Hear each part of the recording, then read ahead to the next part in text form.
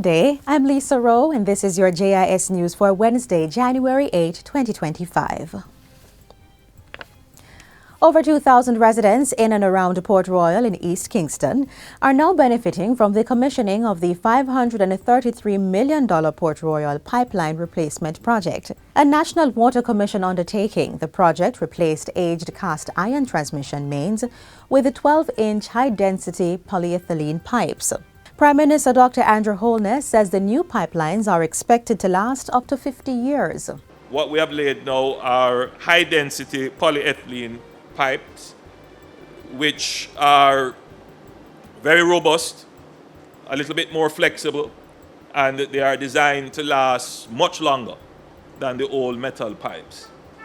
And these pipes can take the pressure of the pumped water supply to the area. And they are of a larger capacity as well. So there will be more water for Port Royal.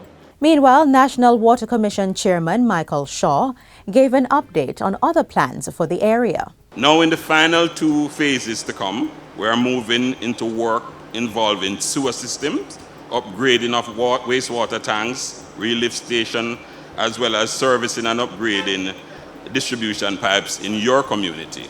Deputy Prime Minister and Minister of National Security Dr. Horace Chang has extended high commendations to the High Command and the hard-working men and women of the Jamaica Constabulary Force JCF. Minister Chang said their exceptional performance in 2024 has resulted in a significant reduction in murders and one of the safest Christmas seasons the nation has experienced in decades.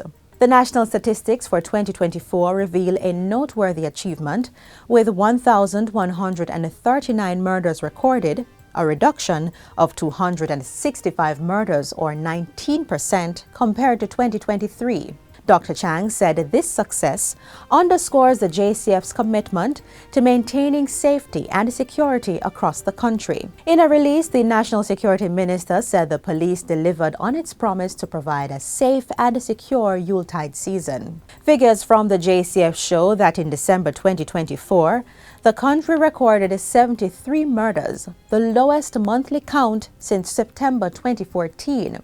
Of note is the 6 less murders recorded during the week of December 22 to 28, the lowest weekly count since 2001. Minister Chang attributed this achievement to the government's investment in the JCF.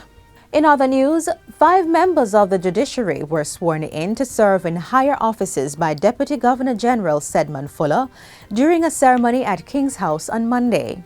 They are Judge of Appeal Justice Kisok Leng, Acting Judge of Appeal Justice Georgiana Fraser, Acting Puisne Judges Opal Smith and Tracy Ann Johnson, and Acting Master in Chambers Christine McNeil. They will serve in the Court of Appeal and the Supreme Court. In his address, the Deputy Governor General urged appointees to continue their lifelong commitment to upholding the law and safeguarding justice for all. Your decision will shape the course of justice and ensure that the principles of fairness, equity, and the rule of law are upheld.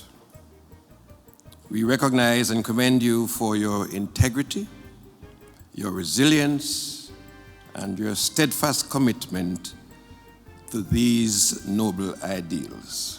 In a statement delivered by Chief Justice Brian Sykes, President of the Court of Appeal Justice Marva MacDonald Bishop expressed confidence in the new appointees.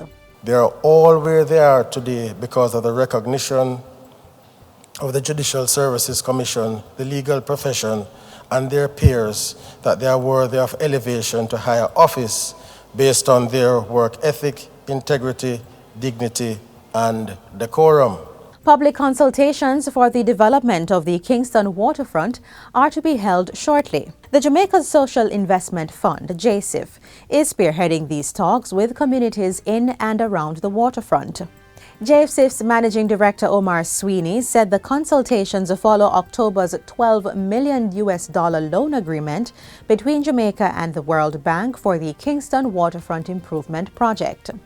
We're going to bring in private sector. We're going to bring in just all the corporations that in or around the area. And we're going to bring in community persons to see how they envision the park on how it is that we can make this a space that is not only alive on December 31st.